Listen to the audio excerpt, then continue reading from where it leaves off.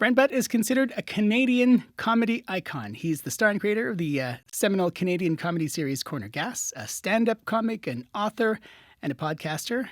Brent performing at the Burton Cummings Theatre on Saturday, and he's just released his very first comedy album called Easily Distracted.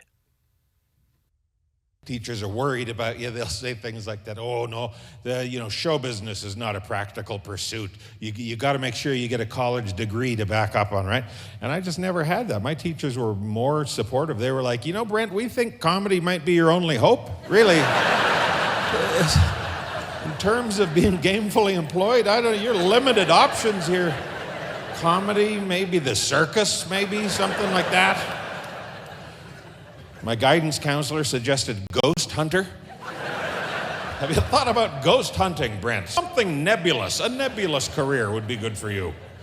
We think you might do well in a career where there is no definitive rights and wrongs. Something like that. The other teachers and I have been talking. We think you should pursue a line of work where nobody's safety is involved. Brent Butt joins us now via Zoom. Welcome. Hello. Hello. Now, is it just me? There were no laughs in that track. You could just hear me talking and no laughter. I heard laughter here. Okay. And I think this must be here. I think the comedy thing is working out. How's it working out for you, do you think? It's working out all right. It is kind of odd that after 30 years of stand-up, that's my first album. There are people who've been doing comedy 3 years that have 11 albums out in the world right now. So, yeah, I took my sweet time getting this one together. I wonder, would teenage Brent be surprised, do you think, to hear how successful you've been, like where you are now? Probably. Although, I can tell you that teenage Brent knew that this was the path he was going to attempt, that's for sure. I knew I was going to try stand-up comedy as a vocation very early on. I was 12 years old when I made that decision. After the first time I'd ever seen a stand-up comedian on TV. And so I told my mother that's what I wanted to do. It's the only thing that made sense as soon as I saw it. So I would probably be surprised at having a Canadian sitcom that Canadians actually watched. That's a rare thing. Yeah. And yeah, I think he would just be sort of tickled more than anything. Have you spoken to a teacher yet, or run into a teacher who remembers 12-year-old you saying, yeah, this is what I want to do, and look at me now? Have you ever had those conversations with any of them? I never talked to my teachers about my desire when I was that young, but I did in high school. And high school is where I first did stand-up comedy, like at a variety night. I did a 10-minute stand-up comedy monologue, and then it went well enough, they asked me to do it again the next year.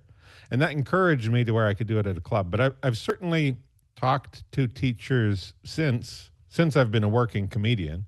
And some of them have some funny, interesting stories about my lack of scholastic endeavor. Yeah.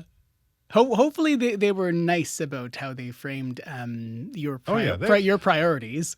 They knew. I think most of my teachers, with the exception of maybe the odd dim one who couldn't see beyond the end of the nose, but the vast majority of my teachers knew that I wasn't destined to be studious. I was destined to get up under the spotlight and try to be a ham.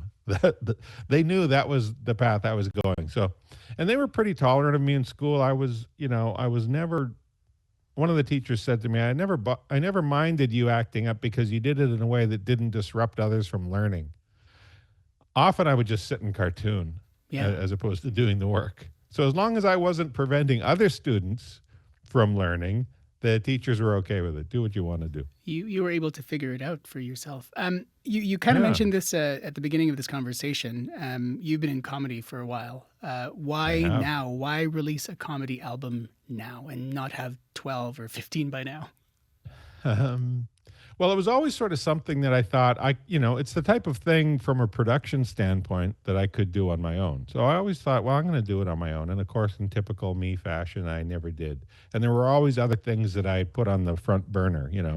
I was pretty busy with TV and film for a while. And then I got approached by a company, basically, Counterfeit Pictures, they approached me and said, "We think you should do an album." And I knew some of the principals at the company, and I thought, yeah, I'm not going to do this on my own. I should do it with a company. And here's a company with people that I trust, and they know what they're doing. And so, yeah, let's go ahead and do it.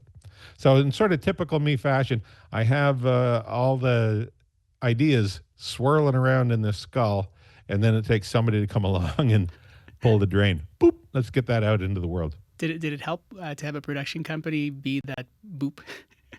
Yeah, it always helps. It's always because I'm a fairly complacent guy. I'm happy sitting in my living room, watching old movies. Yeah. So it really helps when somebody comes along and says, "Hey, listen, I know you have this idea. I think we should do something. Let us run with it on your behalf for a bit and get it going." Now, there have been times when I used to work here in Vancouver with a producer named Michael French. He was the guy who really taught me how to produce television.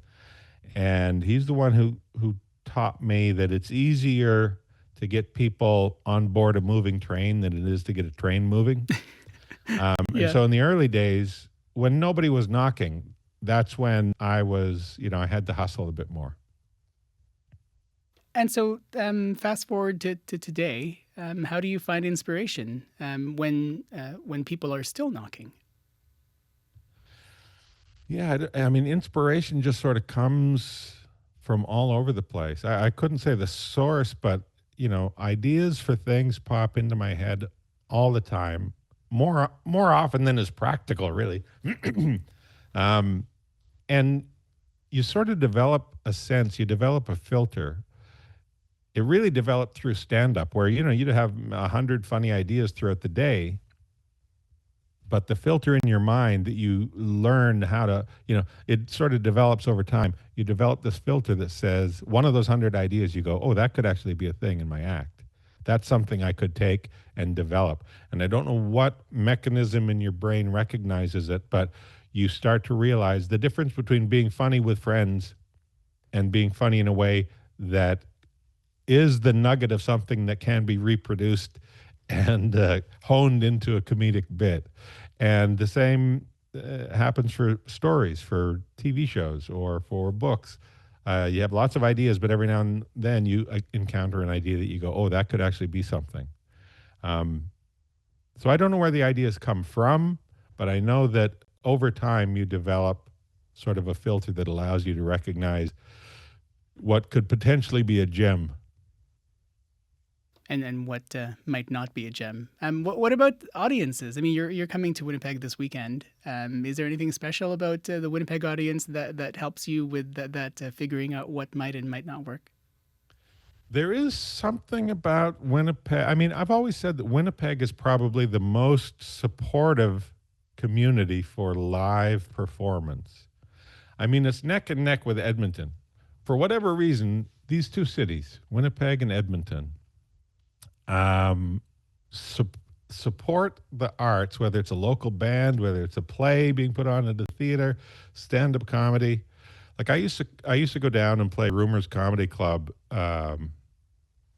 quite regularly, at least once a year back in the day, and I was always amazed at the support. And I remember being in a cab one time coming from the airport, driving downtown somewhere into Winnipeg.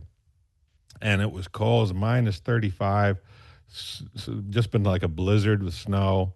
And I saw people lined up to go into a place. And I said to the driver, do you have any idea why those people are lined up in this weather? And he said, yeah, there's a local band that's performing tonight there. And I was just blown away at the support. And, in my novel, Huge, part of it, one of the characters is from Winnipeg, and there's one chapter that's sort of dedicated to Winnipeg being this comedic cultural launch pad for a lot of comedy giants, because Winnipeg was part of the Pantages, I'm blanking on the word, the vaudeville circuit. Right. Yeah.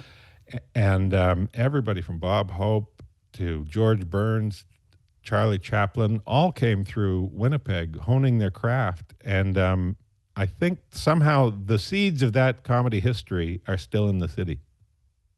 Brent, glad to have you back. Thanks for making time today and break a leg. Is that what you say to comedians?